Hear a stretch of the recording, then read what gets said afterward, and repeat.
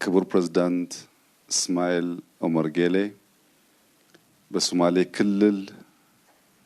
በገበታ ለትውልድ የተሰራ አዲስ ፕሮጀክት አለ ሲባል ከናንተ ጋር ሆኜ የሶማሌን ህዝቤን ማየት ሰላም ማለት ፈልጋለሁ ብለው ከ50 ዓመት በኋላ ወደ ጅጅጋ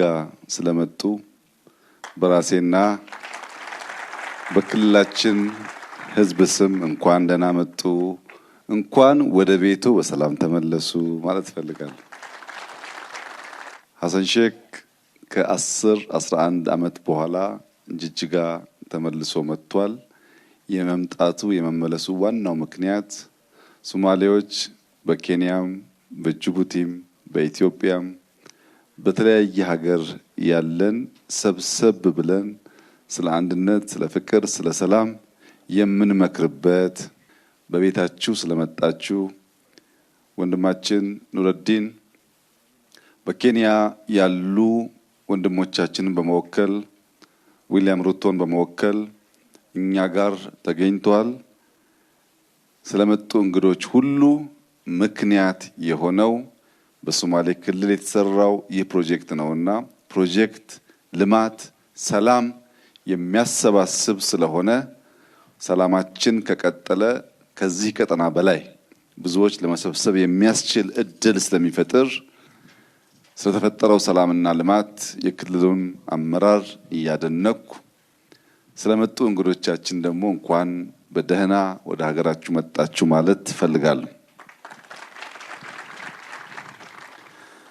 ከዚህ ቀደም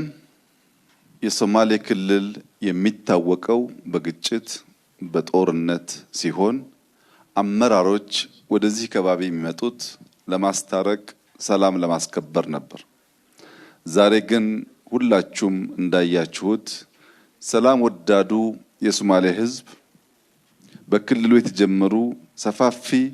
የመሰረተ ልማት ስራዎች፣ በሺህ ኪሎ ሜትር የሚቆጠሩ መንገዶች፣ የቤት ግንባታዎች፣ በቅርቡ ያስጀመርነው የጋዝ የነዳጅ ሪፋይነሪ፣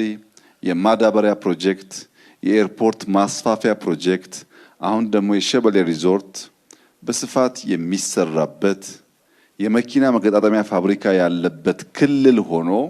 ወጣቶች በታላቅ ተስፋ መሪዎቻቸውን በደስታ ሲቀበሉ ሰላም እንደ ዝናብ በሶማሌ ምድር ሲዘንብ ያየንበት ዕለት ስለሆነ ይህንን አቅልለን አንወስደውም። ታላቅ ድል፣ ታላቅ ስራ ነው። የዚህ ክልል አመራሮች ለዚህ ሁሉ ስኬት ስላበቃችሁ፣ ሶማሌን ከግጭት ሶማሌን ከጦርነት ወደ ልማት ስለመለሳችሁ እንኳን ደስ ያላችሁ ማለት ፈልጋለሁ። ሸበሌ እንዳያችሁት ኢትዮጵያ ውስጥ በሁሉም ክልል ልማት ማምጣት እንደሚቻል እንደዚህ ያለውን ሰፊ ስራ ስንሰራ የቤቱ ግንባታ የከባቢውን ባህል የከባቢውን የቤት አሰራር የተከተለ ዝም ብሎ ሌጣ ፕሮጀክት ደግሞ ሳይሆን በጣም በስፋት እንደዚህ ያሉ ግሪን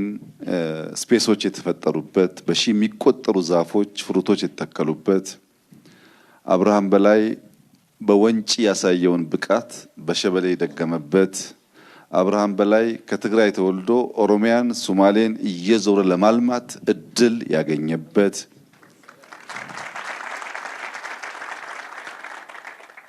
በኦሮሚያም በሶማሌም